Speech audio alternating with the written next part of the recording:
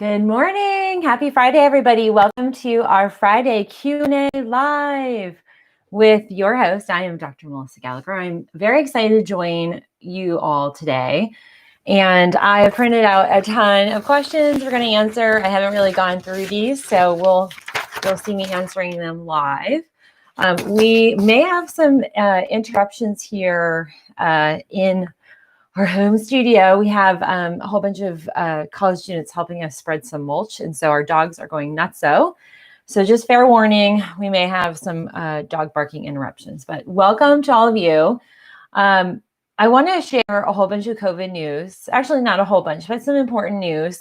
But most importantly, I want to remind everybody that the virus, we're still in the first wave, and we're on the incline. So I want to share this. So we are seeing an increase here. And despite what you might be feeling like everything's returning to normal, why are all these businesses open? Why can't I go out? Why can't I, gather? And even though businesses are opening, it doesn't necessarily mean that that's safe. So I want to dig into that safety aspect tomorrow. So if you join me on the live routinely, please tune in tomorrow. I'm going to dig into kind of 10 aspects to consider. But today I want to dig into the world where we're at and then some localized information. So the world's at 8.4 million cases. The US is at 2.221 million.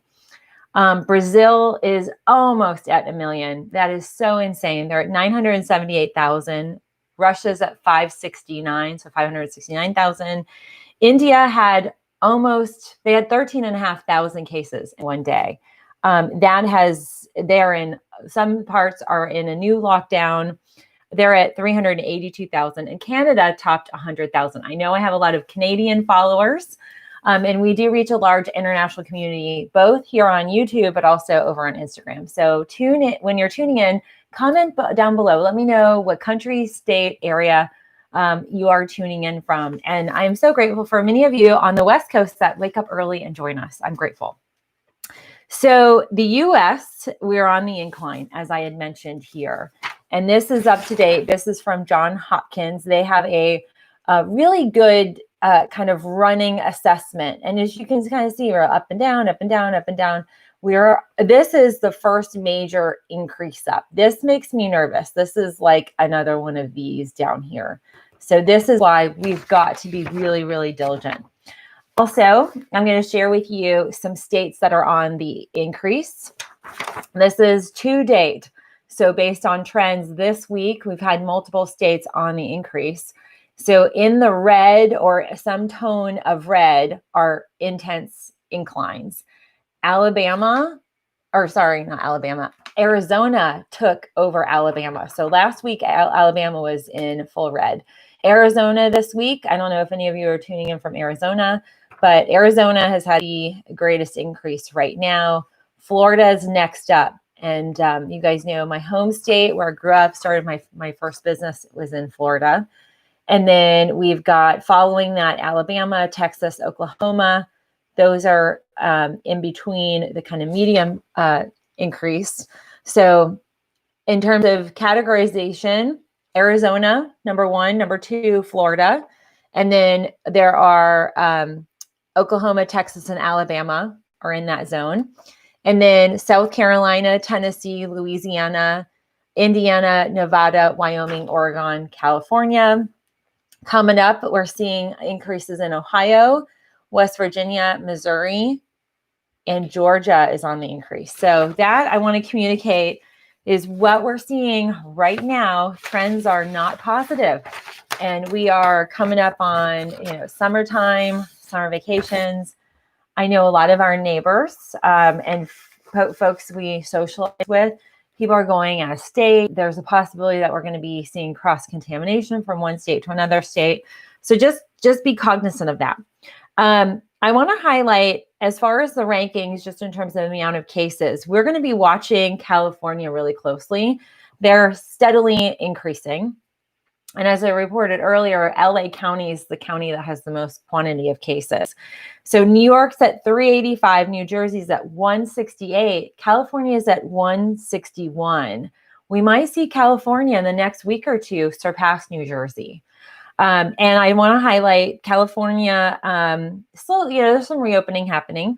They had a sheriff's program that had to postpone the new sheriff training program because 33 of the trainees tested positive. So this is significant. We're still seeing clusters of positive cases. Illinois is at 35,000 or 135,000. Massachusetts is at 106,000.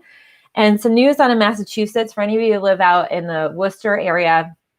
It's out west of Boston. Oxford had the city of Oxford, the officials took things into their own hands. There was a gym owner who refused to close down. He continued to open.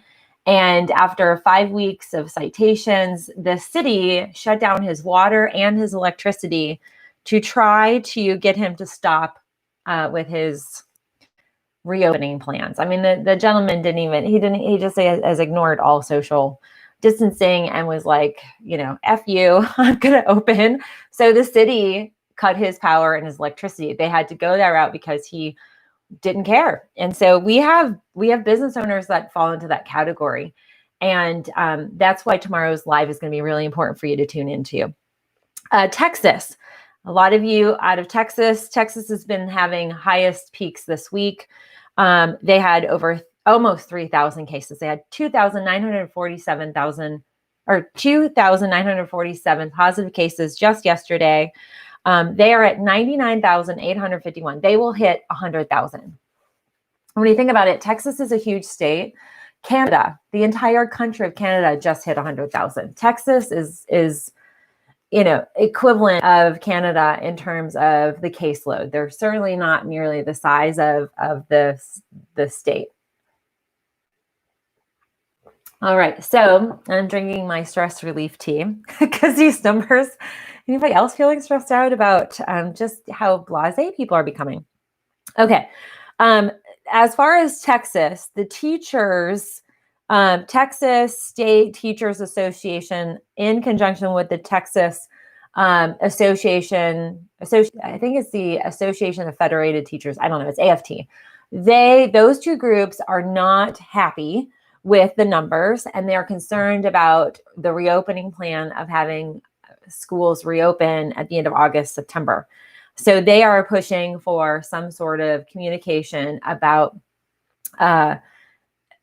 minimizing school exposure. And so for all of you parents in Texas, stay tuned. I'm sure this is going to play out over the next probably 6 weeks as this gets sorted out. Hopefully Texas plateaus and dips, but right now it's on the increase. Pennsylvania, they passed the 80,000 threshold. They're at 80,236. Yesterday, they're at 79,819. So we're seeing some movement there.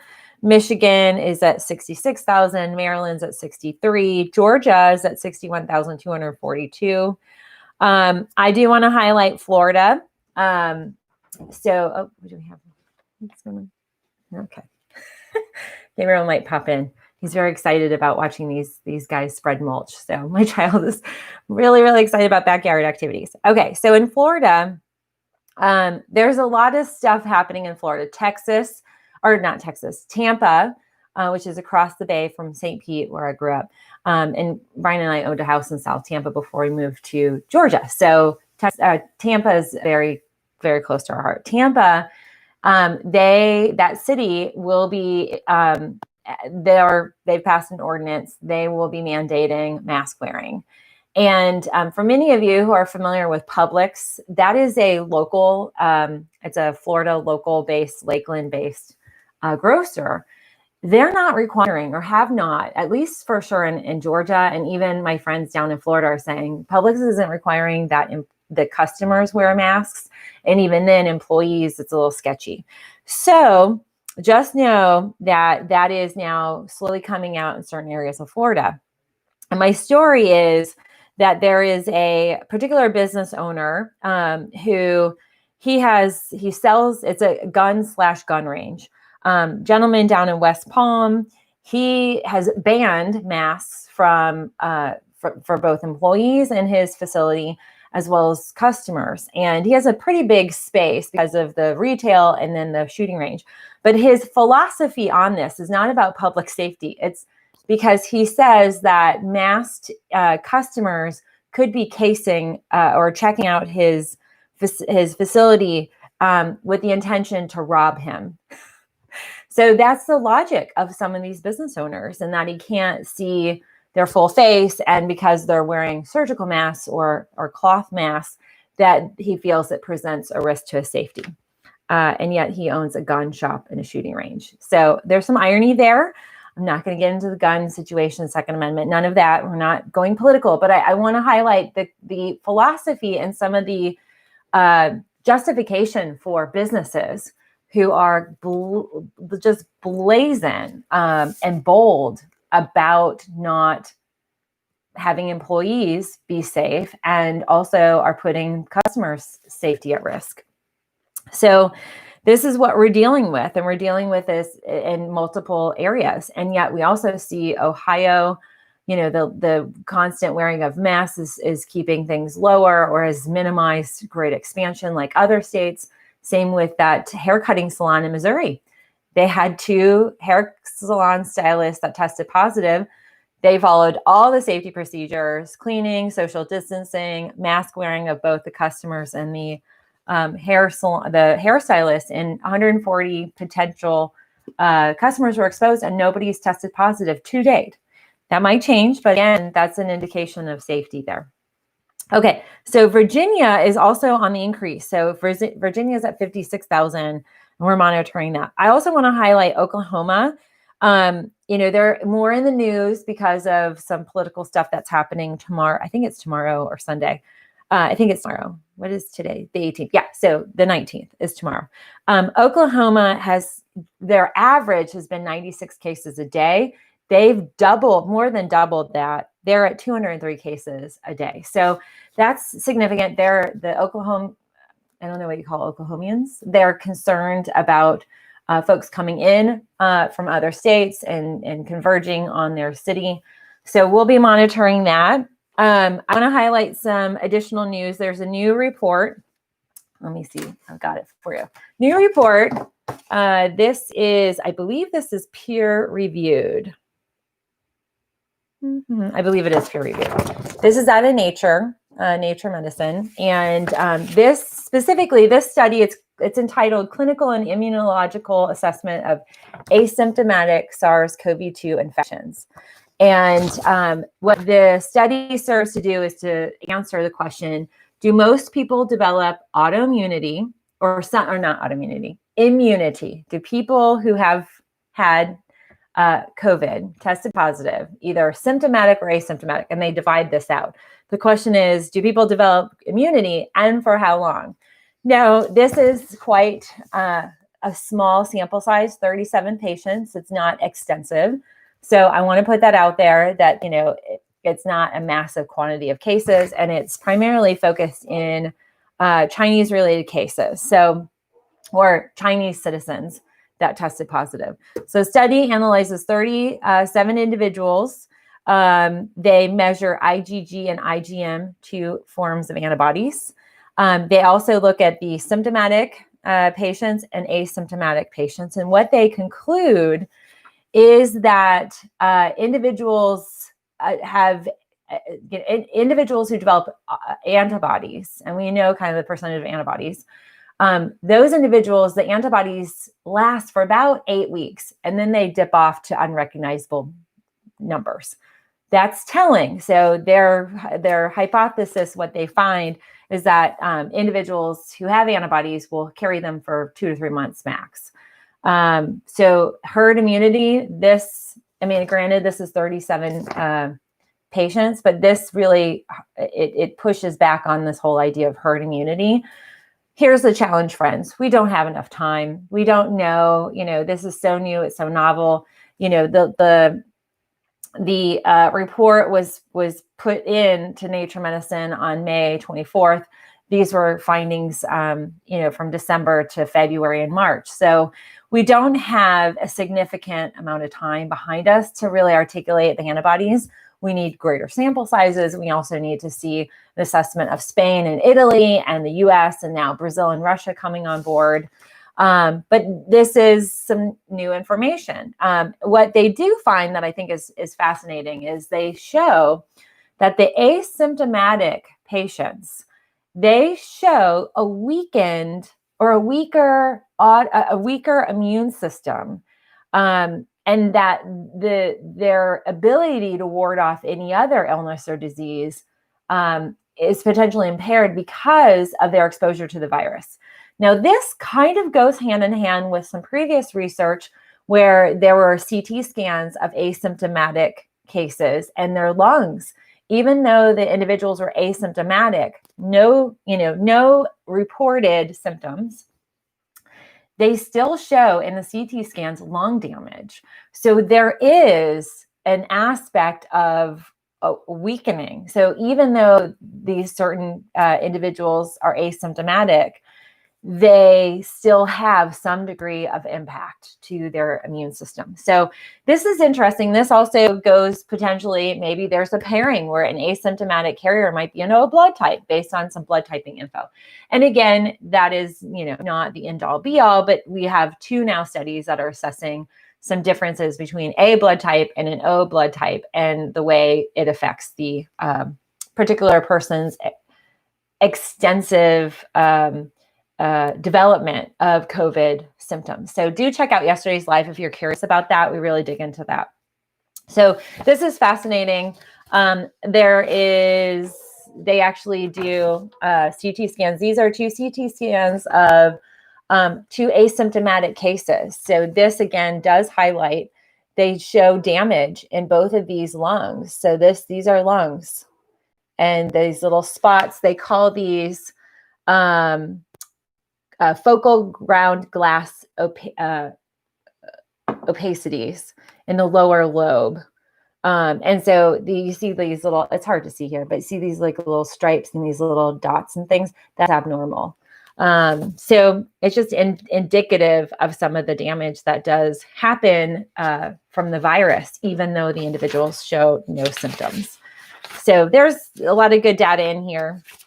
So that's big kind of news on the science research front. The CDC has put out some information here. So I posted this morning on my Instagram stories. There was a little screenshot. I thought it would be included in this and it wasn't, but they have their new MMWR came out yesterday. This digs into Atlanta. So they it's titled Characteristics Associated with Hospitalization Among Patients with COVID in Metro Atlanta from March to April. And so this is right in my backyard.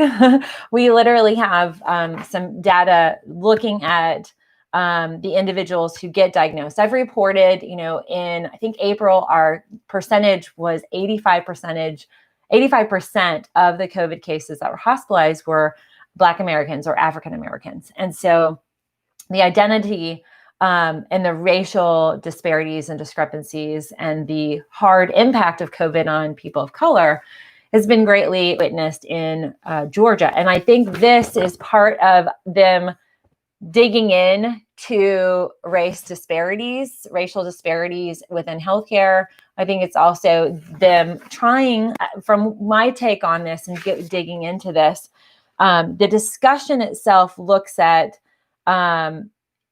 information that isn't readily accessible. So Georgia, we know, is not reporting every positive case. They're only reporting the positive cases of hospitalizations. And so they highlight that. So they call out Georgia as the state. They call out the Department of Health here in the state with regard to, I should have highlighted it so I could read you the exact line, but they talk a little bit about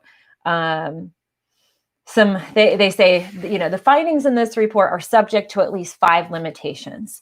So they say, one of the things is the COVID patients they identified were from one single healthcare system. that hospitalized patients likely represent a broader population than non-hospitalized, because those experiencing mild illnesses might have assessed outpatient services. So they're highlighting a little bit of the discrepancy in the reporting there, because the way Georgia's presenting it, it seems like this is only a person of color issue. And this is where we need to be really cognizant of those disparities, racial disparities in healthcare, and also how the data sometimes can get twisted or minimized all the data so we can take a broader scope. They also talk a little bit about the two distinctions: mild illness, non-hospitalized versus hospitalized cases. It might be caused by selection bias, which therefore results in non-hospitalized patients differing beyond having milder symptoms than hospitalized patients. So they say hospitalization status might not only represent severity of illness, but also care-seeking and potentially other co-founding characteristics. And they said, given that outpatient testing was prioritized for certain persons, older persons and those with underlying conditions might be overrepresented. Okay, so here we go, overrepresented among outpatients receiving testing, resulting in underestimated odd ratios for hospitalizations. So that, I'm very proud of this report. I feel like this highlights some of these discrepancies. So that's why I posted it. You can see actually the chart, it breaks out just the quantity and it literally has black versus white, 2 bar graphs, and it breaks out hospitalizations and non-hospitalizations of COVID. So that's from the CDC. And let's see. So today, the other thing, the CDC, I couldn't find it to print, but I had read yesterday the CDC has made some additional guidelines that beach going, more specific, they want people to be 6 feet apart, and they're encouraging people to wear masks at the beach. So I find that interesting. It's going to be really challenging. Who wants to have a mask, tan line on their face? That's going to be a big challenge at the beach. But they also talk, they put in some guidelines. Sorry, guys, I have battery. They put in some guidelines for workers. So if you're, a hotel worker and your hotel's on the beach, they also put in those guidelines. So you're going to see people working at the beach. I just think about all of our favorite hotel restaurants and hotels where we go, maybe for a Sunday brunch or whatnot at home. They're all going to be wearing face masks, as are your cabana people and your pool people. And so there's just a lot to kind of digest with that as we are looking at summer activities, and things won't look normal sometimes. So that's all the news that I've got. I've got a lot of questions.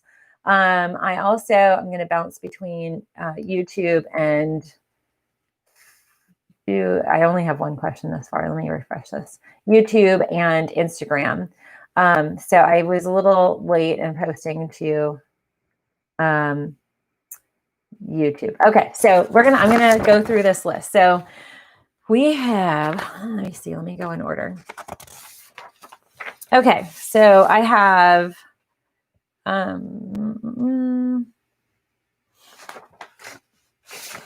okay, so first question is INAY_UOB on Instagram asks, what multivitamin do you recommend for kids? So it depends on the age. It depends on a lot of variables, how they'll take the vitamin. Some kids I can get liquid in. Some kids I have to go with a gummy. My child varies. Some days are better than others, but a lot of it has to do with the age, also gender and health concerns. I like a well-rounded multivitamin, multimineral. I generally will use several kind of layers. So we have kind of a standard multimineral multivitamin. One's a liquid. One is a chocolate that's got the stuff in it. And then another one is a gummy. And then I have powder versions. And so I will incorporate all of those in. Sometimes I rotate. Sometimes I'll add things to baked products or things that I'm giving him, like yogurt, like his nut yogurt with some of my collagen powder. I'll put green stuff. And so kind of depends on the child, but there are a lot of good brands. I didn't bring them up here, but I like Rainbow is a really good one. Good Day chocolate, I like them because it's really easy for kids to get around eating a chocolate. It's not something we do every day. I always make sure we have a probiotic. So in addition to the multivitamin, multi-mineral, I have a probiotic. I have a DHA, omega. We have a vitamin D. Those are liquid. And then for Gabriel, because this has been kind of a stressful time, I have him on, and I can list this. I'll gather these and post after the fact. I have him on a, let's see, he is on, I'm trying to remember the name of it, but it is like kind of a detoxy liquid. It has spirulina and it has a whole bunch of like liver related detox stuff. Part of that is as soon as he turns the age that I could give this to him, when he was born, he had a different blood type than I did. And so he had jaundice as his body was starting to work on its own and not process my blood. So he had that jaundice reaction. And I'm very cognizant of that whole process. And so I just want to support his liver as much as I can. So I've added a new one to that mix. There are these like little, I'm trying to remember the name of them. I'm sorry, I can't remember. But they have, it's herbal in its orientation, and it gives them really good botanicals that are healing. I also, because of mommy camp time and noticing he's all over the road, he is growing so much. It's so crazy. Like he woke up today, I'm like, oh my gosh, your face grew. So he's looking more like a little boy than a toddler. He's growing a lot. So I've bumped up the DHA. I have him on vitamin B's. He's not big on the B's.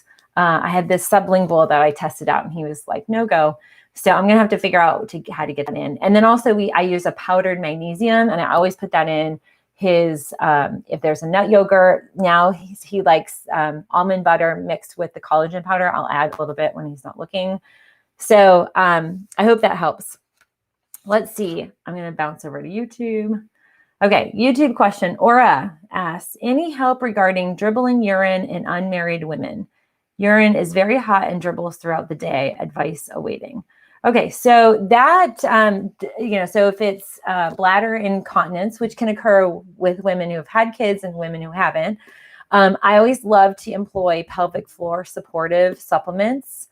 Not supplements. Let me take that back. Pelvic floor strengthening activities where you're doing like deep yoga kind of strengthening. Kegels are really great. And there very well may be some impact where maybe there is an impairment in terms of bladder functionality. It can sometimes be pathogenic. So we may be dealing with interstitial cystitis or some sort of bacteria that's in the bladder. The other thing that might be a factor is if there's a cyst in the on the ovaries that might be interrupting. Most of the time it's uterine related. So I would have a little bit more thorough assessment of what's going on. But I do really love pelvic floor strengthening. I think one of the things that we women deal with is not the strongest pelvic floor, especially, for us who've had kids. We have 9-10 months of development of a baby. There's a lot of expansion. We have nothing physical therapy related to bring everything back to some sense of where it was before. Some things don't always go back in place either. Oh, here he comes. I hear him. Oh, I think he's running down to get daddy. Okay. So, that's that one question. Let me see. And go ahead and ask questions and I'll run through them. Instagram, Jackie says, I started dry skin brushing this week. I'm loving it. Just wanted to check with you if it's okay to dry brush the areas of my legs that have varicose and spider veins. Yes, that's totally okay. Just want to gently apply that on the skin. Here I have my dry skin brush right here. So you can literally gently, do little circles up the leg, but you want to kind of move the abdomen first. There's a little process of how to clear the body and to make space. But yes, that's totally fine to do it over those areas.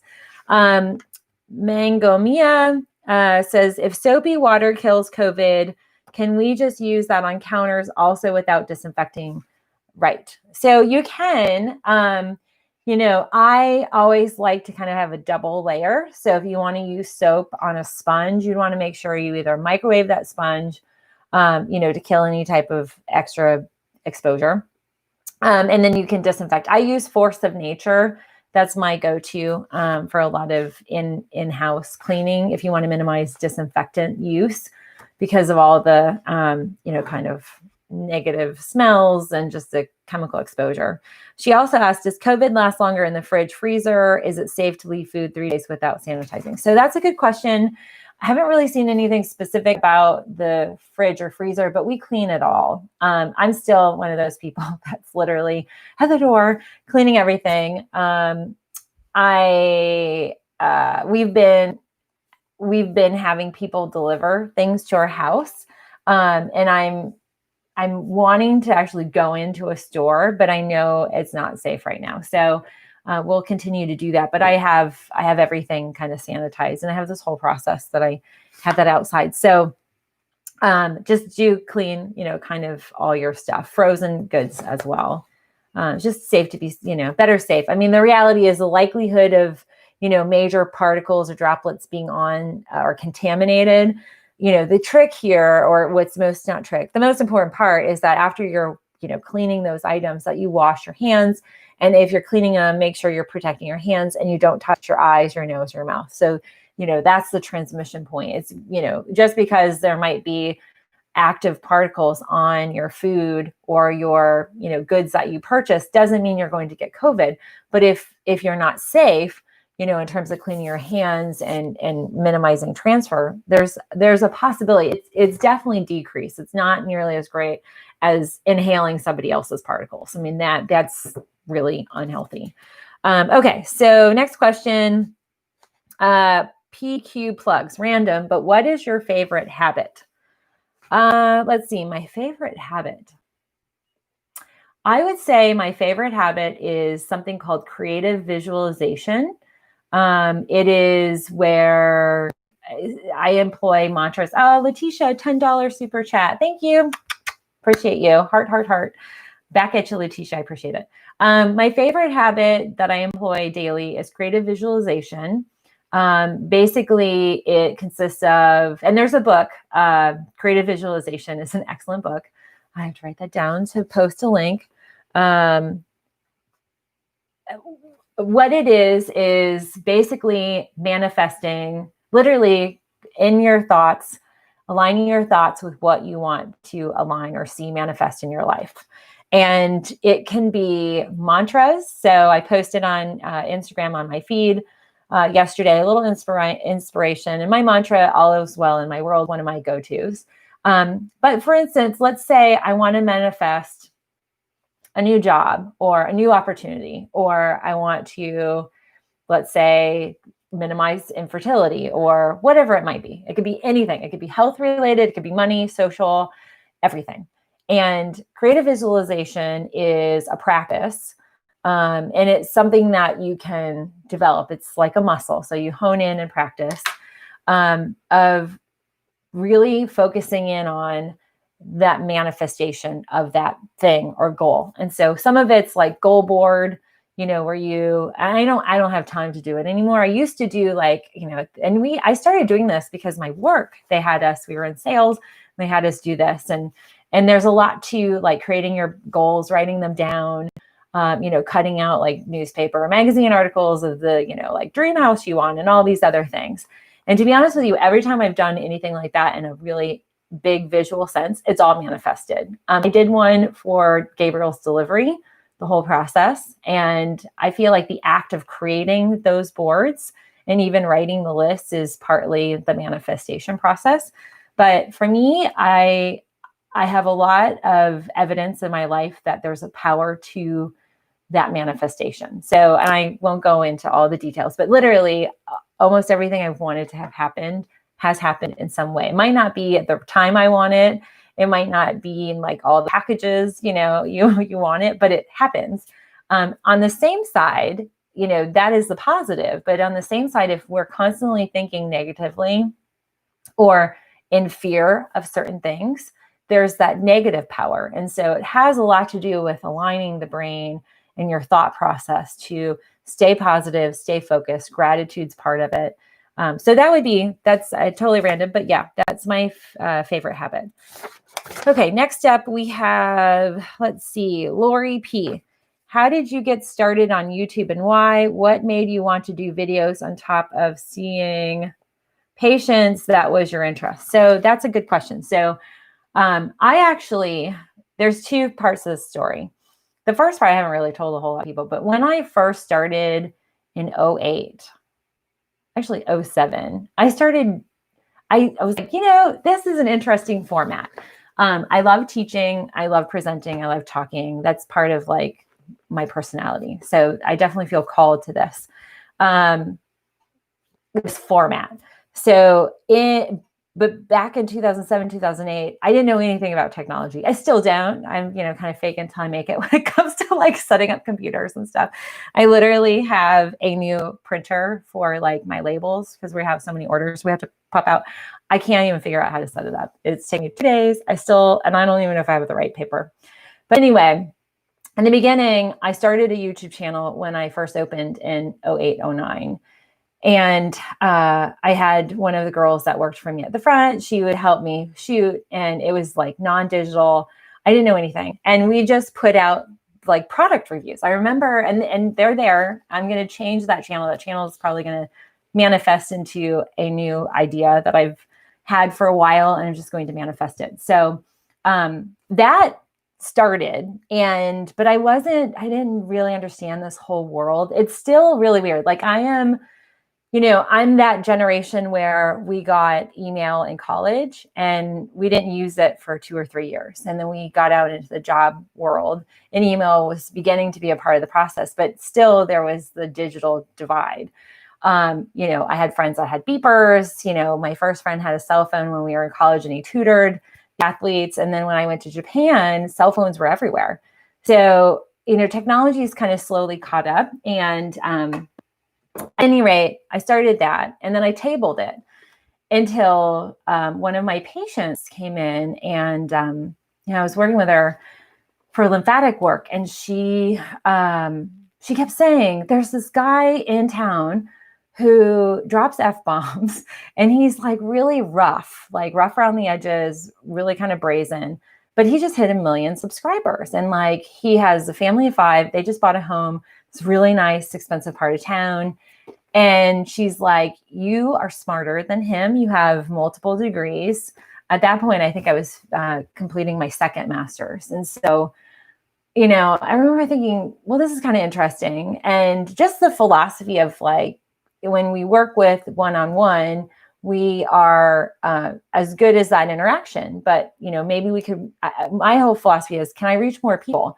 I'd hear the same stories over and over again. And maybe it could be a way for me to have follow-up with my the individuals I work with. Maybe it's a way that I could educate, because I was on a teaching educational circuit and presentation mode.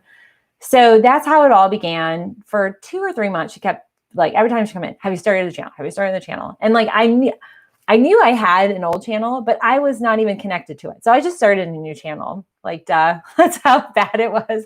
I should have just re-engaged on the previous one. So I started it, and basically in between appointments, I would, in my office, actually this table here, this was the old desk that I had in my center. So I started shooting. I had an iPhone 4. I think I still have it. It's red. It broke on the front. But I started shooting, and then I post. No editing. I didn't know anything about metadata or titling. And it morphed into like, I did some tutorials. And over time, those got really popular. And I started getting calls from people who'd see I had this thing in the background with my business name, phone number, email. And people started finding me that way. So that is how it kind of started.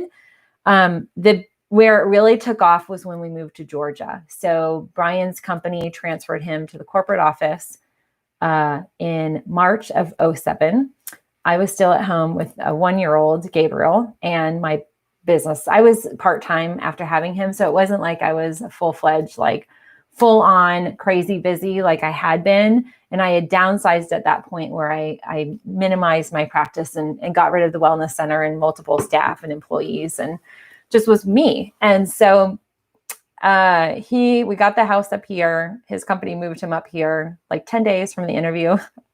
he left. And so we had to put our house up for sale. I had to figure out what I was going to do with my practice. Do I maintain it? Do I come back? All this stuff. But in any way, moved. And I was like, well, I'll get to know the lay of the land and see, what do I do? Do I want to open up? Do I want to invest, in a whole new space and do what I did before? And then I was like, I have this whole YouTube thing. And so I started to revisit like how many people I had following. I didn't know who they were, what they wanted, what they're interested in. And then I started to learn about the world of YouTube, of like how to do it and how to reach an audience and how to engage. And then also learn information of how to put out content that people want to follow and health concerns. Because sometimes I think something's really cool or a really great idea and it flops. And then other times it does well. And so, I still haven't figured out that. But that's how it all came about. And I see less patients or less people in person now than I did in Florida. And it's afforded me, the amazing part is it's afforded me the opportunity to be accessible for our house, Gabriel, our family, our animals, and I have flexibility. And so I still can do a lot of the things that I love to do. A lot of my work moved virtually when we moved up here. So I still, was working with and helping support many of the individuals I worked with in Florida. And now it's just manifested. I do have a facility that I work out of, but right now we're closed. So that's how I got into it. It's still mind blowing to me. We just celebrated a year ago. We had hit 200,000 followers. So in a year, we've added 74,000 followers. Like that's just it's mind blowing. And so I set up here and go live to you. And I have, at any given time in our live show, 100 to 150 people on. In total, 3,000 to 4,000 of you join the live show every morning. I mean, that's just crazy. I wouldn't even sometimes see that many people in a 6-month period of time. So that's exciting. Okay, so on to more important things. Salvage Goods Seaston. Can you shed any light as to why my normal temperature is on the low side? 96.7. Thyroid, hypothyroidism, or some thyroid imbalance. Body temperature is very much controlled by your thyroid. MBF 0698, how to wash lettuce, veggies, and fruits that are consumed raw to kill COVID-19. So this is really important. Don't put any, kind of bad, disinfectants on it. Force of nature would be something I would use. Vinegar washes, and we use a veggie wash. So I harvested my kale out of my garden. I mean, probably 30 long, sprigs of it. I don't know what they call it, leaves. And I just do a veggie wash. And so I'll do that with our wild blueberries. I'll put them in a veggie wash. I soak them. And it's kind of like a Castile soap, but that is a good way to do it. So for instance, like our avocado, I just wash them in avocado, I just wash with regular soap, like any of my hard outside, like my bananas and things like that. But like lettuces and, softer like tomatoes and things like that, I would use a veggie wash. Samira Nasser 777. Hi, I have hypothyroid and Hashimoto and with heart attack history and family. Can I take CoQ10? Yes, please do. CoQ10 is great. CoQ10 won't have any sort of impact with making heart disease worse or, thyroid imbalance worse. What it will do is it'll invigorate your cells. They call it the elixir of life. It gives you lots of energy. And especially with heart attack risk in the family, I love it because it's very promotive of healing of the heart. And so it's phenomenal stuff. KLVP33 says 3 things I can do for lipedema today, please. Okay, so specifically, number 1, sign up get on lipedema fitness group. So that's number 1. 2, register for my workshop with that live group on the 28th. So that's 2 things. And 3, the big thing I would do would be make sure you're wearing compression garments. If you are not, there's a lot of different ways to get access to garments. I love wraps for my lipedema ladies. So that's my recommendation for you. Coffee KKK 1956 asks, how safe is it to take multiple herbs along with supplements at the same time? So that's a good question. A lot of times supplements or herbs will have blends. So those have already been vetted for contraindications. Generally, herbs with, multivitamin are fine. There are some herbs that you want to be careful with if you're taking any type of medication, like St. John's wort is a big one. Or St. John wort is one that could have contraindications. But generally you're okay. Let's see. Do I have any other questions? I think that was it. Okay, so let me see if there's anything else on YouTube, and then I'll go to all your questions. Okay. All right, so I'm going to head over to YouTube first. Okay. Oh, yes. Reminder, if you like this video, please give me a thumbs up. And Lori P, thanks for asking your question. CoQ10. It's big stuff. Okay, so Sharon says, seriously, mass at the beach. I'll just find me a deserted beach so I can enjoy the sea air and sunshine. Sometimes that's not always possible, but if you find a spot, definitely don't tell anybody. Peacefully Happy. Hi, I would like to know what type of probiotic you would recommend for healthy women in their 50s. And should I alternate? Yes, always alternate, switch out. And what I mean alternate is just keep moving from one brand, multi-strains. There are an assortment of options. What I like are high strains, so 20 to 30, 35 strains. If you're just getting started with a probiotic, my favorite to get started off with is Garden of Life, a raw probiotic. It's a red powder. That's usually, I think, a 5 or 7 day supply. Some of my patients or folks that I work with, I will put them on 2 doses of that, and you can mix that in smoothies, yogurt. It's very powerful. Let's see. Good morning, Miss Jessica Lareda. Good morning. I suffer with infertility issues. Is there anything I can take to improve my egg quality and quantity?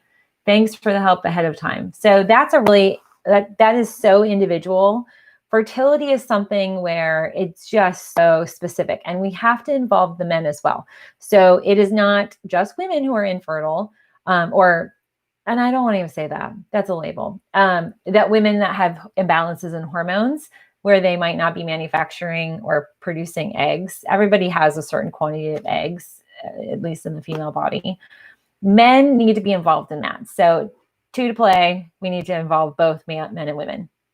The one thing that you need to do is you need to be analyzing all your hormone levels. So make sure they're running full panel of hormones for digging in. You want to rule out thyroid imbalances. You want to address stress and hormone related stress induced imbalances. And then egg quality is different than quantity. So there's a lot at play there. I can't really get specific because I don't know your health history. Okay, so let's see. 1985 best vitamins for women over 50.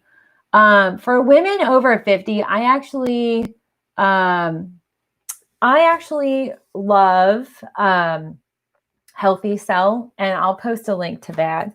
They have a really good kind of anti-aging supplement. It's an AM and PM, and yeah, I'll post that. Okay, so Lori says, are you ever concerned about your privacy?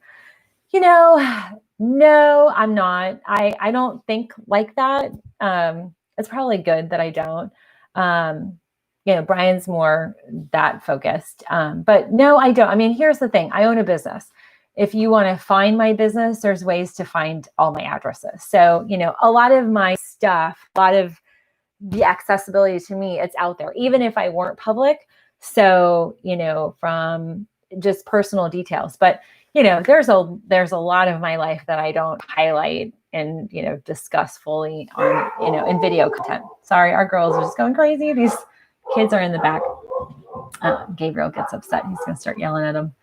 Okay, so let's see. Let me go through some other questions. Okay, so Jenny's got update on my friends from yesterday. Both husband and wife are blood type A. He had COVID, hospitalized, and she tested negative. He is autoimmune compromised, tested IgG and IgM. There you go. How can I lower my A1C and help with fatty liver? Castor oil pack and milk thistle dandelion. Lots of it, daily, daily, daily. Castor oil pack is fantastic for that. Okay, so I have to just monitor Instagram. I'm at a low percentage. So, okay. Blessed Mama, my legs cramp super easily and have been for a few years now, especially if I stretch big when waking up. Even with increased activity, they're still extremely sensitive. I would definitely increase your magnesium and your electrolytes. Sometimes that can be a factor.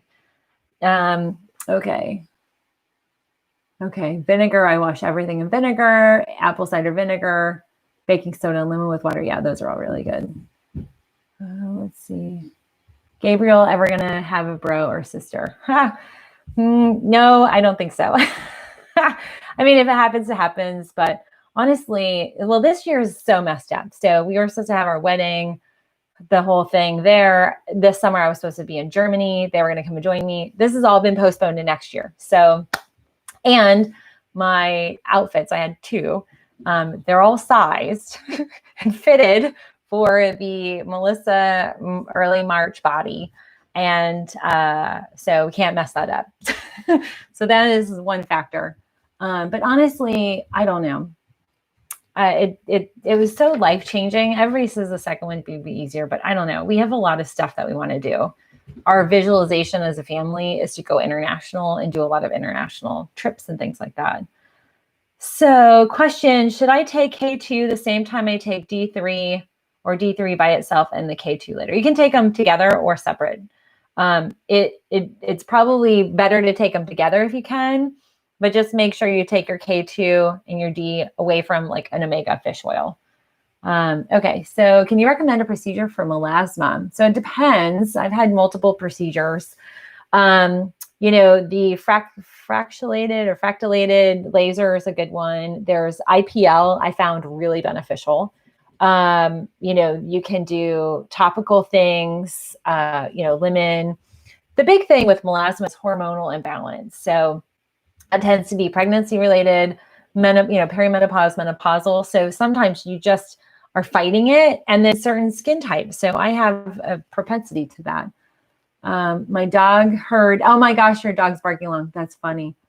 Oh, our crazy girls. Well, guess they're actually, I'm dropping them all off to the vet. One of them, her nails, I'm just not a nail trimmer. I had a horrific experience with the kitties and I don't do that anymore. So they're just beyond out of control. And we even have a little shave thing. I'm not doing a good job. So they're getting their nails trimmed.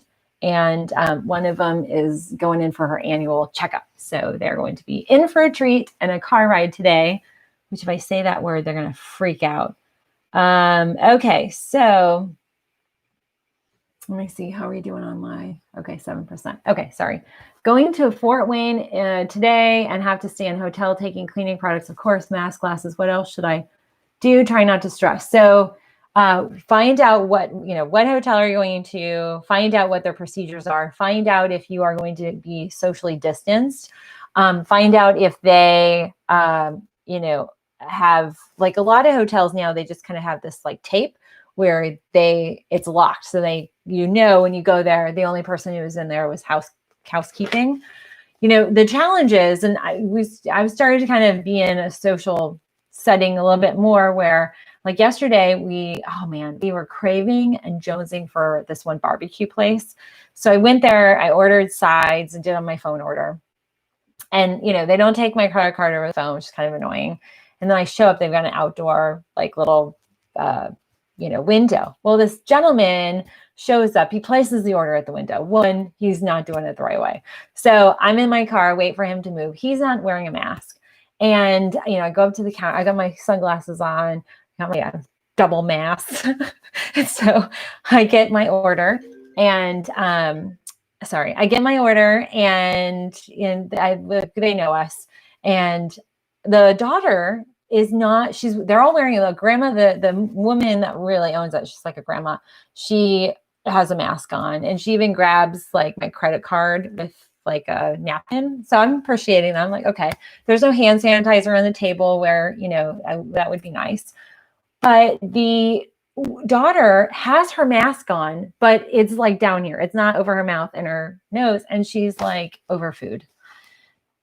So, so you don't know that until you see it. So my thing, I'm not going to be rude, but I'm going to either follow up with them. I might email them.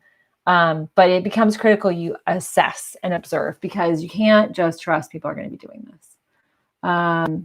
Okay. So Sharon, I took leaky gut support blend tea from Autoimmune Tea. It contains cinnamon, licorice, slippery elm, marshmallow root, peppermint, rosehip. Do any of these ingredients cause a reaction, gluten allergy? They shouldn't, but you could very well have an allergy to any one of those. Herbs can cause allergies just like other food. Jackie, I started taking shatavari, which is an Indian herb, about a month ago. My hot flashes are gone. Hooray. I just, my period last time was, you got your period in October. Do you think there's a correlation? Absolutely. Shatavari will bring a period back. Yes. Not in a bad way, but shatavari is I love that stuff. Very, very impactful. Insist on a non-connecting room for the hotel stay. Yes, absolutely. Does reheating the food kill the virus? Yeah, any type of heat, 132 degrees, that virus will die in that sustained heat. Okay. If you had to pick between two, which would you advise getting? CoQ10 or resveratrol? CoQ10, hands down. CoQ10. It's amazing. Everybody should be on it. We actually have our levels dip after age 30. Okay, so we're at 5%. Okay, so I'm going to do one more minute on Instagram. And for all of you, come over to YouTube. I just don't want to lose this. I have lost the last 2 Instagram lives transferring to IGTV, and I don't want that to happen. So, okay, one more question, you guys, and then come over to YouTube. Let's see. Do I have any other questions here? Okay. So Dorothy, what enzymes do you recommend that's chewable or liquid from your store? My son, age 8, and me, 38. I'd have to look. We have thousands. Well, I know a lot. Sometimes I have to dig in. So let me get back to you on that. Okay. All right. So Instagram, you guys are leaving. Tune in tomorrow. YouTube, stay with me. So Instagram, I'll see you tomorrow. Thanks for tuning in. Happy Friday, everybody. Okay. So let me just save this really fast. So I'm going to download the video. I'm going to share it to IGTV, and then I'll edit it later on. That's the thing that I keep losing it on. I kind of get distracted, and then I just lose it. So, and let me plug this baby in. Okay, sorry, you guys. Okay, so let me look at more questions while I'm doing this. Do you recommend safe, clean scents? I grew up wearing perfume. Yeah, essential oils. So I love true essential oils. So, lavender, not fragrance, but oil, lavender oil, rose oil. Rose is more expensive. So let's see. Let me just do this next. Today is the live Friday. Your health questions. Let me just do this really quick. Your health questions answered. Sorry, I have to give it a title. So this is the stuff I'm not really good at. I could do it better, but add to series. This is COVID. Okay, I'm posting that. All right, so that's going. Okay. So yeah, I would do essential oils for fragrance alternatives. Yeah, thanks, Pat. If you like what you guys are hearing, give me a thumbs up. Let's see. Oh, Miss Jessica Loretta. Oh my God, I'm so surprised you actually responded. He's been tested. His swimmers are okay. I tried IVF 2 times and they suggested I use an egg donor, but I'm only 35. There has to be something to help my eggs. Yeah. So, the big thing is that a lot of the infertility doctors, they're going to be running all your labs. It might be a good idea to look at alternative therapies. So I love acupuncture, electroacupuncture, particularly for invigorating the ovaries to wake up. Sometimes that's a factor. The other thing too is that I know this from working with folks in my clinic, but also with friends who've gone through IVF. It's highly stressful, and there's a lot that you put on the experience. And it could sometimes cause so much stress and anxiety that it's counterproductive. And I know that's like one of these things, it's easy to say that. Do investigate like hypnotherapy in a way that just kind of calms your body, and kind of releases any angst or fear. I would definitely investigate any of those, because a lot of times I find that a lot of women have a lot of fears around getting pregnant, being pregnant, delivering, all of that, that sometimes can cause, it can minimize that process actually from occurring. And I'm not saying that, don't take that in a way that's negative or like accusatory, but there's a big connection, mind, body, and spirit. And so you want to connect all of those. The other thing too is, if you haven't started doing this, castor oil pack. Love, love, love. I have videos, multiple videos on castor oil packing. Check it out. Just go to my YouTube channel. You can search in my channel. I have over 500 videos. And so there's several that highlight castor oil pack. But that is really good for detoxing, good for motivating the lymphatic system. But there's a big connection. You definitely want, whatever you're going to do, and acupuncture can do this really easily. There's a connection with the hypothalamus, the pituitary. Those two are in our brain. Those glands help control thyroid function, and also ovarian and other endocrine functions. So those are things you definitely don't want to miss out on balancing, because they have a role, especially the pituitary. And a lot of times the fertility docs, they miss some of that. And so we're a whole body that works synonymous. It's symbiotic. And if there's one imbalance, there's an imbalance somewhere else. And sometimes it skews how the body functions. Okay. Dwayne. Hey, Dwayne, 63-year-old, 3-month PSA test dropped from 7.5 to 5.01. Yay. Would 2 still test cortisol levels having family history prostate cancer? Yes, I would. You're doing good. I took ginger tea, palmetto, nettle root, vitamin D. Yes, all of those are good. Yay, Dwayne. That's awesome. That's big news. Basketball fan, did you ever hear of 5-point acupuncture, doctor? Yes. Yes. Not every acupuncturist focuses on that, but it's fantastic. My allergy doctor trained in this, and his Fitzwilliam Clinic, Dublin, is famous for switching off intolerance to foods. Yeah, 5 points, great. Angela, if you answer this, sorry, but had to go inside. Don't use phone in store. I love it. 14 and 20-year-old had canker sores inside lip a week before last period. Oh, yes. I saw, I don't know if we got my answer on Instagram. I believe it was Instagram. So canker sores can be stress related. And the hormone cycle is very stress inducing for girls.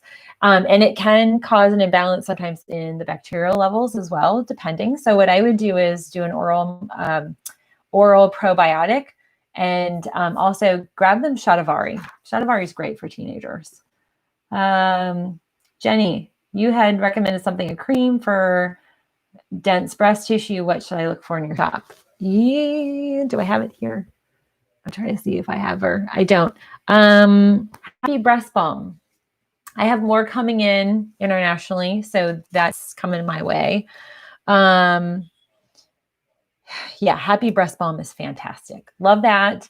I have a whole breast care course that is helpful. So definitely Happy Breast Balm, castor oil packing. That's all good. Yeah, and lysine is definitely, I think I recommended, let's see, Lysine Plus is one of the products that you can get. It has olive leaf extract, garlic. Garlic's kind of intense, and then lysine.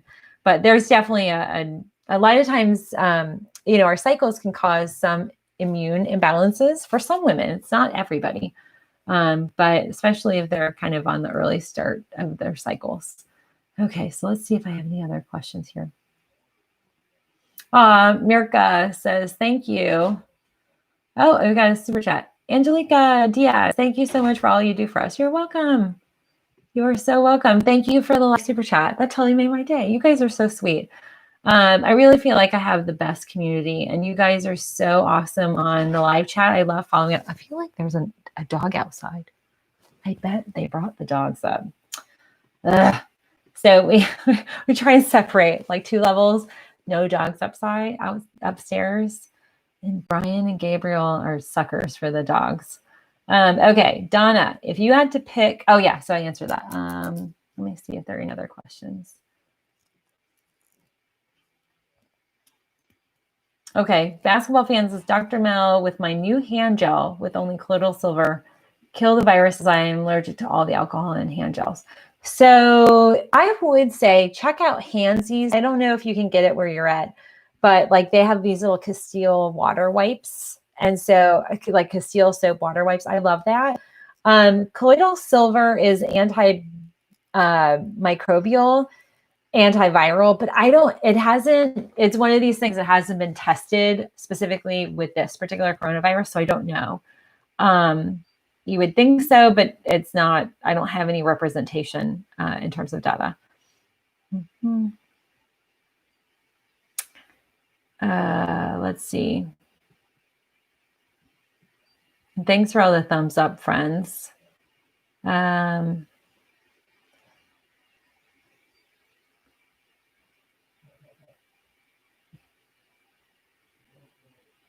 Okay. Sharon says the last advice her mom gave her before she passed was manifesting is real. Speak only positive if your life is full of negative. Absolutely.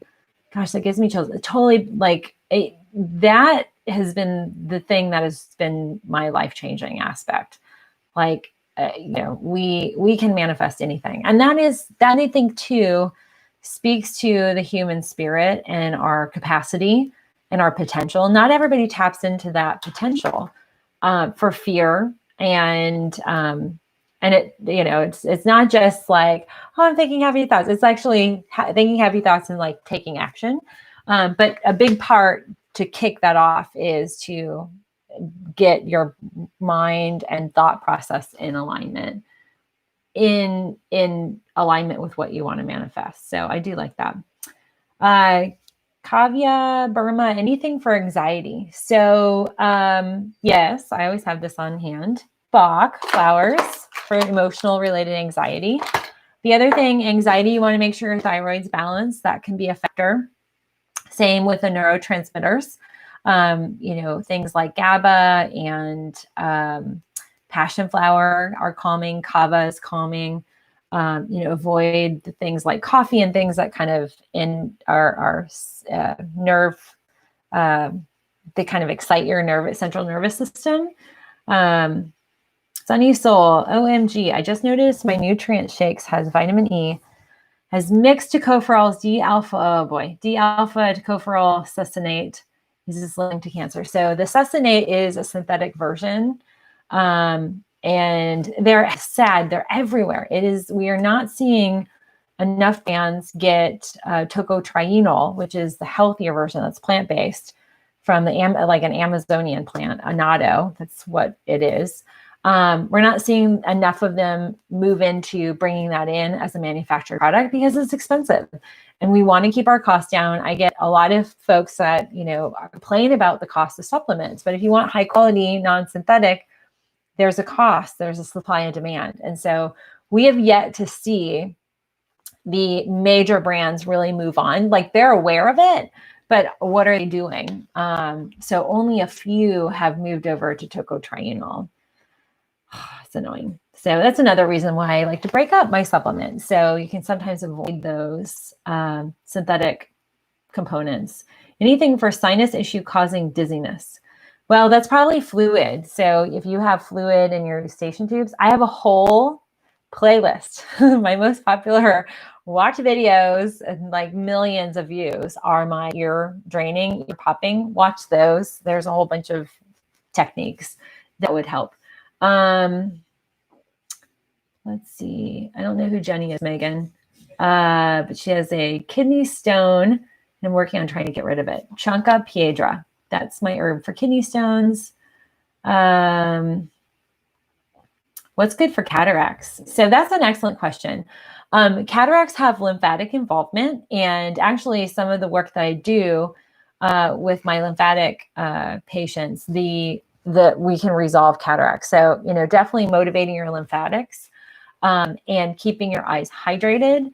It's almost like this filmy kind of substance that's like a webbing. I do find there is lymphatic involvement there, and also sometimes an underlying health condition that can cause it. But definitely keep your lymphatics moving it from neck up. Let's see. Julie, can you send me a link to get the castor oil packs and dandelion and milk thistle? So there are links in the description box below. You click on the link and you get 10% off everything in my online store, Full Script. We have the castor oil packs, we have milk thistle and dandelion. Once you're in, like, you set up a patient account. So you need to set up, it'll take you to a screen and you type in your name and email. And then I think there's a few step process. You confirm in your email and boom, you're in.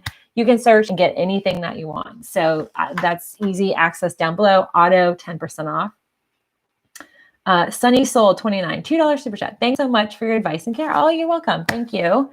Okay, so Letitia, Dr. Melissa, what can I ask the doctor, endocrinologist, to test me for PCOS and or infertility? Just wondering. What can I ask? Okay, so test thyroid, full thyroid panel, which means you also want to rule out Hashimoto's and Graves' disease. So there are 2 antibody tests for that. I would have, with PCOS, a CBC panel would be part of that. They're going to want to know your resting glucose levels. The other thing we want to identify is any other metabolic imbalances, cholesterol levels, triglyceride levels.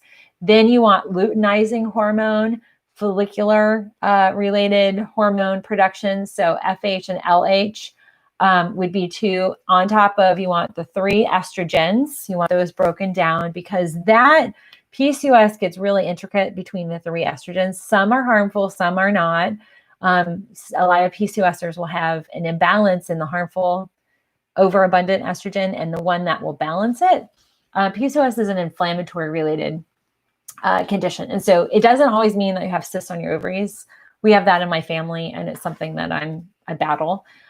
Diet's part of it. There's much more deeper imbalances. I would also have him test your C-reactive protein, CR, so capital C, RP, C-reactive protein levels, and analyze your ANAs. That's your antibody specific to any type of autoimmune disorders. So let's see, what can I take for migraines? Okay. Let's see, support for cerebral stroke dizziness. Oh gosh. So with migraines, there's a lot of different aspects. Some are hormones, some are pressure, some are internal pressure. I would look at reducing your inflammation levels, add ginger to your mix, and cerebral stroke, periwinkle would be the herb I would add to that. Just consult your pharmacist to make sure that doesn't have any contraindicators. Again, I don't know your situation. I just started celery juice and the heavy metal detox smoothie. What's your thoughts? I like it. Don't do heavy metal detox if you have any metal in your body. So if you have mercury amalgams in your mouth, get those out. The heavy metal detox, if you have metal or any type of toxicity and you have that from a source, you can exacerbate the amount of heavy metals in the body. There's also a big bond. Heavy metals bond to yeast or unhealthy bacteria. Yeah, there's a dog up here. She just broke through the gate. That little dog. Our Daisy is so darn smart. What would you recommend to not eat when trying to get rid of kidney stones? Ugh. So it depends on the type of stone. There's a lot of different calcifications and sources of kidney stones. So, celery, actually, asparagus juice is beneficial. So I would take a look at that. But often it's something else that's going on. A lot of times your body's not articulating calcium well, so you might be overtaking calcium or taking too much. Okay, CBD. Oops, I said the word. I'm not supposed to say that, Emily. How do you choose? Well, there are a lot of different options. Go to my website and you'll find my favorite one right on the front of the website. You can get 20% off with my name and the 3 letters that we say, that herb, C, and then the middle, and then D. So Melissa, those 3 letters, that'll get you 20% off. Octagon Biolabs is my favorite. Super clean. They have stuff for pets. And actually, I have to show you guys. So This is a special treat I got in the mail. I didn't even realize it was coming. So I want to share with you something new. This is totally not sponsored, but these are from my friends at Pacha. So Pasha, I fell in love literally a year ago. We were in the Cayman Islands and we went to what's like a Cayman Island natural store. It was like a Whole Foods, but not. And I found this brand and I was like, oh my God, I love this stuff. They have all these bath bombs. Turns out they're based here in the US. And so they've come out, they just sent me this. They've come out with a kids line. And this is really exciting. They have bath crayons. I'm so excited. Non-toxic bath crayons. Do you know how bad the Crayola bath crayons are? They're so toxic and ugh. But these are natural. Gabriel can draw in the tub and they've got nice little, he can use these. But this is sulfate-free, paraben-free, SLS-free, no synthetic fragrances, cruelty-free. It's soy wax, glycerin, beeswax. They have clay in it, beta carotene. Super good. And they have bath bombs for kiddos. So it's exciting. This is called berry, grape, and watermelon lemonade. So they have 4 of those. They smell really good. And this is kind of cool. So for any of you with kids, I don't know details. I'm going to find out, but it looks like they are bringing out a new line. They have their soap slime. This is so fun. Soap slime. Because we're at the point where we're refusing to take baths. It's a good day if I can get him to change his clothes in the morning. So this is their fluff. And this is for head, shoulders, knees, and toes. And look at that. Super clean. Smells really good. I'll share with you that. Super fun packaging. And they this. A little hippie. Isn't that cute? So do check out Pacha. I always love them. I love the little items. They've been really very generous to us here at Natural Health Resources. So, but this is really exciting. Bath crayons. I've been waiting for somebody to bring out natural bath crayons. Let's see. Queen of Sheba. I do a coffee enema, but it doesn't seem to work. Hardly anything came off. Even the coffee hardly came out. So the question is, so this is the one thing with coffee enemas. You have to make sure that your routes of elimination are fully open. So if you are constipated, you don't want to do a coffee enema. That can make it worse. What you want to do is slowly increase your magnesium. We say increase it to bowel continence, even add some vitamin C, just so we get things moving. Dandelion is also another good kind of bowel motivator. After you've had, had maybe two bowel movements a day, then do your coffee enemas. And the big thing is with coffee enemas, if you get nothing out, it means you're dehydrated or your system's dehydrated. I don't know how much has gone in, but there will be a reabsorption. What you don't want is to have that coffee in there. The caffeine hits, there's a hepatic vein. So if this is your large intestine, your colon, this hepatic vein it absorbs the coffee, the nutrients. There's 2 chemicals that it absorbs that are beneficial. The hepatic vein delivers those nutrients to the liver, and it invigorates the liver, and the liver starts producing bile. And it can do that during the time you're in an enema.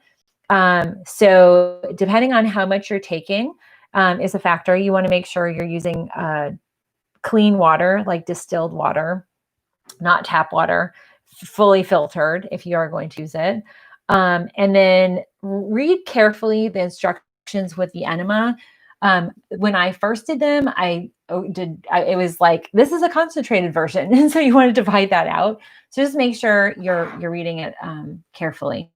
The other thing too, depends on how you're laying. So you want to, as soon as you absorb, you intake all the coffee, you want to lay on your right side, and you can employ massaging. So there's small intestinal, we call it Maya massage, abdominal related massaging. And you can actually move the liquid to all aspects of the colon. You can actually move it from just the lower colon and all the way through. And that can actually get kind of a lot of stuff motivated. Okay, so Julie, thanks for the advice. How do I use the castor oil packs? Watch my videos, Julie. So I can't demo here, but I have a ton of videos. That's what my channel is all about. So lots of details. I'd search in that. 2 tablespoons, 4 cups of water. That doesn't seem like enough. Okay, so hold on. 2 tablespoons, 4 cups of water. Did you boil it? And so you want to boil it 5 minutes. It steeps for about 20. Then you want to remove the coffee grounds. So that would be the big thing. Now, you don't want to use just any coffee. There's specific enema coffee. There's one, the Gershon coffee, and even Hippocrates Center has some really good ones. So yeah, I would want to know more about that. I haven't done a video on the coffee enemas. To me, that's really personal. And, for me, when I do it, and I haven't, been coffee eneming since we've all been in quarantine. I got all excited because when I was going to work, I'm like, yes, I'm going to do my coffee enemas. Nope, that's been stalled. But I drink 2 tablespoons of Epsom salts. Holy cow. That's a lot. Lie on the right side. Yeah, so you want to definitely lie on the right side. Yeah, so the big thing is with coffee enemas, the routes of elimination are critical. So the other thing too is, bulk up on your fiber. You want to make sure you've got enough kind of roughage going through. Now, this is a big thing for a lot of folks. We can have structural imbalances, literally one part of the colon is really overextended. And then we have a little kind of, it's like a Coke bottle, and then it expands out in another area. So there can be a structural imbalance. The coffee enema won't take care of it immediately. You need some additional things. There's some really great herbs that are beneficial to moving that. I feel like I need to do, what was I going to say? I need to do some sort of video tutorial or some, maybe it's a course or a mini course on this, because you can get a lot of benefit from it, but there's kind of a way to do it. And I also need to host another talking show podcast filming, and maybe that would be under that category. Let's see. Can you post the website? Absolutely. Dorothy and Pat, earthing, grounding, so important too. Get your bare tootsies on grass, plain wood, dirt. Absolutely. Okay, Queen of Sheba. So, yeah, so I definitely hold off. I would get the bowels moving, 3 or 4 days of movement, and then try. Now, the other thing too is, depending on where you are at in your menstrual cycle, if you deal with fibroids can impair, depending on where they are in the uterus, inside, outside, middle, the tissue, it can actually pinch or move up and cause disruption of the bowel activity.